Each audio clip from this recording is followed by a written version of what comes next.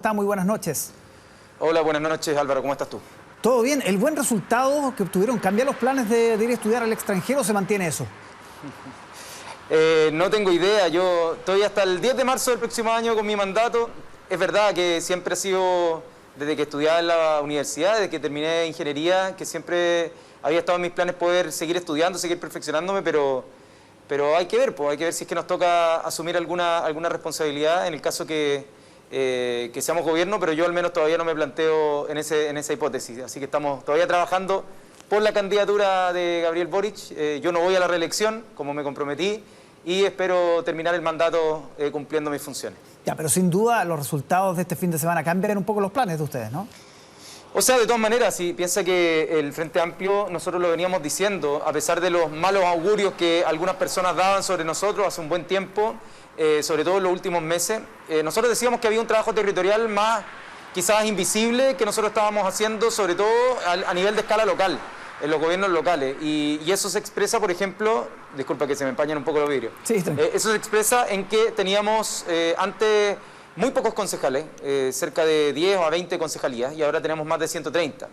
Al mismo tiempo, en temas de municipios, nosotros ahora estamos llegando a 12 municipios, que son además municipios grandes, varios de ellos, sí. Y por lo tanto vamos a tener la responsabilidad de gobernar comunas. Y eso obviamente que es un tremendo peso de responsabilidad en el cual tenemos tremendos cuadros, o sea, las candidatas y candidatos que salieron electos, yo deposito mucha confianza en que sus gestiones van a ser participativas, van a ser sustentables, van a darle un cambio, un giro a las gestiones que venían dándose en aquellas comunas, y por eso, obviamente que pasamos una nueva fase, quizás le podemos llamar pasar de la fase de la impugnación exclusivamente, ahora también a una de consolidación y gobierno, porque no nos había tocado gobernar y ahora vamos a tener la oportunidad de hacerlo. ¿Cuál fue la clave del buen rendimiento de un bloque que tú decías, muchos dieron por muerto en algún minuto? Mira, para ser bien honesto, toda la elección de ayer fue bastante sorpresiva en términos de resultados, ¿ya? Desde la participación hasta distintos aspectos, sobre todo el declive de las listas de los partidos más tradicionales. Pero creo que haber creado una lista que fuese consistente con sus principios, que mantener una línea de coherencia y habérsela jugado, haber corrido riesgos en sus momentos, que hoy día quizás se están mostrando los resultados, como por ejemplo el participar de un proceso para que hubiera una nueva constitución, para que hubiera un plebiscito. Fue en un momento algo muy criticado porque pudo haber sido mucho mejor de todas maneras, pero hoy día se demuestra que se podía, y se podía generar ese cambio a la Constitución y tener convencionales constituyentes sin que haya un veto específico del sector que ha predominado la política durante los últimos 30 años, a pesar de no ser gobierno necesariamente como es la derecha. Sí. Ahora, ¿cómo evitar que todo esto sea un ascenso y caída, como el caso de Podemos en España, que es siempre la analogía que se hace? ¿Cómo evitar eso? Yo creo que sacando aprendizaje y no olvidando de tener siempre los pies en la tierra y estar escuchando incluso a aquellas personas que desconfían de ti. Creo que cuando uno se encierra en solamente las personas que están de acuerdo con uno mismo, uno empieza a perder el sentido de la realidad.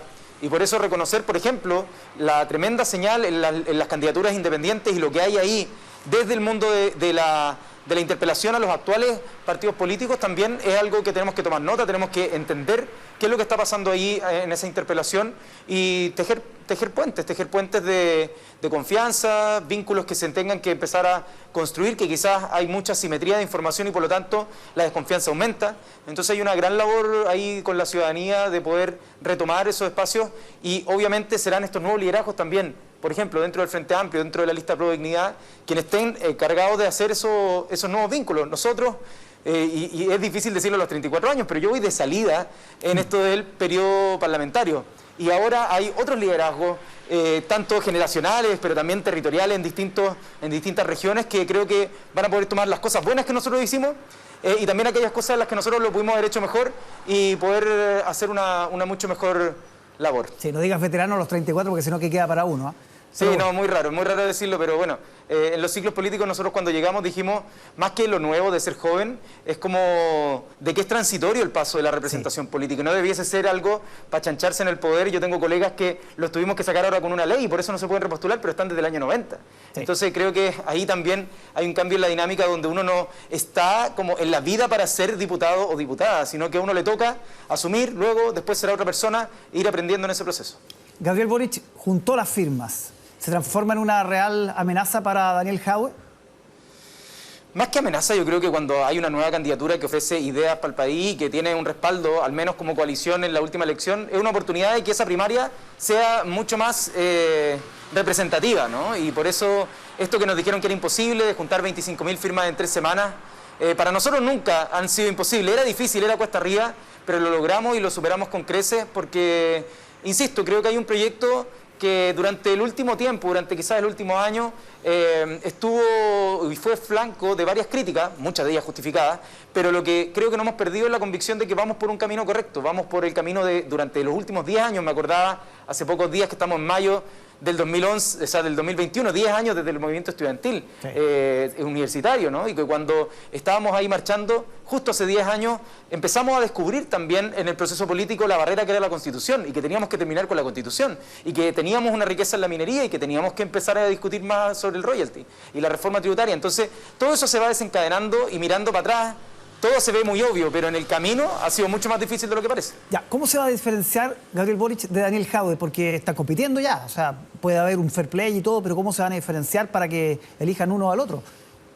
Mira, hasta el miércoles, hasta que no tengamos un pacto inscrito, muchas cosas pueden pasar, así que yo al menos esperaría a ver cómo se va a configurar este pacto finalmente electoral para las primarias, porque todavía está abierto. Nosotros hemos hecho esta invitación un poco más abierta. Tengo entendido que, por ejemplo, el Partido Socialista tenía hoy día o mañana una definición que tomar, a ver si es que querían también participar en las primarias, o si es que van a postergar esta decisión, o si van a tomar primarias convencionales con unidad constituyente. Uno no sabe ya cuál va a ser esa determinación, pero lo que sí es cierto es que creo que la candidatura de Gabriel Boric, apoyado en las ideas que vienen desde el programa de Beatriz Sánchez, enriquecido después con todo el proceso del 18 de octubre, va a tener, yo creo, un proyecto sólido que presentarle al país. Y mi impresión es que la candidatura de Gabriel Boric tiene una capacidad de convocatoria a quienes no están tan convencidos por estas ideas, que le da una ventaja comparativa. Ahora, Daniel Jadwe, sin duda, hoy día aparece en las encuestas mejor posicionado y va a ser una competencia que parte en esa simetría,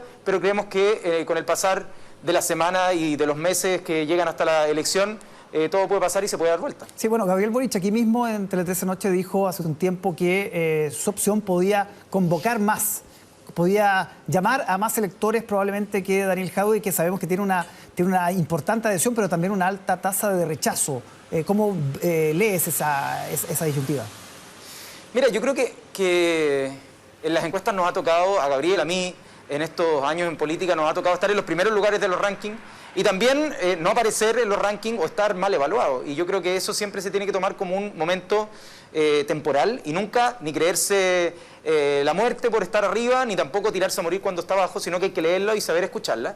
Además, las encuestas, perdóname, pero que se han equivocado bastante ahora en el último tiempo. Lo que sí es cierto y que yo valoro mucho de Gabriel, es una frase que él siempre cita de Albert Camus, que decía, la duda debe acompañar a la convicción como una sombra. Algo así es la cita, no me la sé de memoria.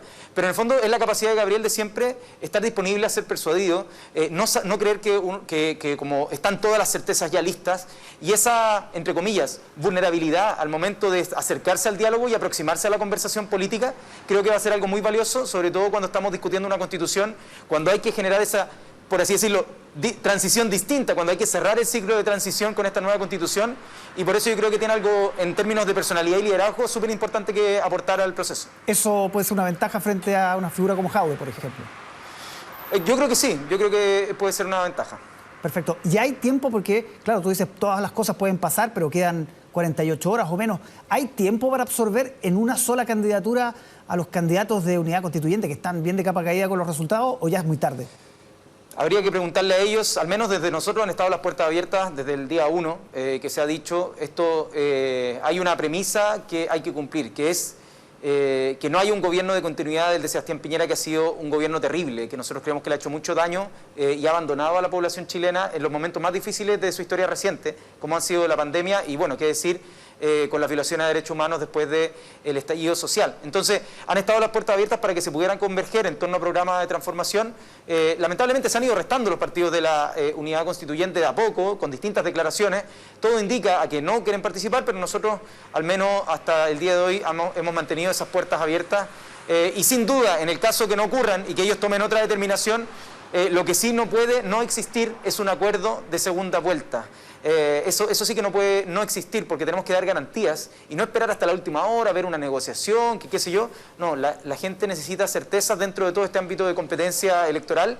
El que gane, obviamente lo va a definir el pueblo en las urnas, pero de pasar a segunda vuelta hay que tener una mirada contundente de que no puede haber un gobierno de continuidad de Sebastián Piñera, y ahí debiesen haber acuerdos previos. ¿Puede haber una primaria Proboste, Boric, Jadwe, por ejemplo? ¿Quién sabe? Como tú bien dices, quedan pocas horas, quedan cerca de 48 horas para definir ese escenario, pero al menos desde la candidatura de Gabriel, que a mí me ha tocado formar parte de la estrategia, han estado abiertas esa puerta en todo momento. Giorgio Jackson, muchísimas gracias por conversar con nosotros esta noche. Muchas gracias a ti, Álvaro. Que estés bien y saludo a la gente en la casa. Y esta noche también hubo movimiento en la democracia cristiana que podría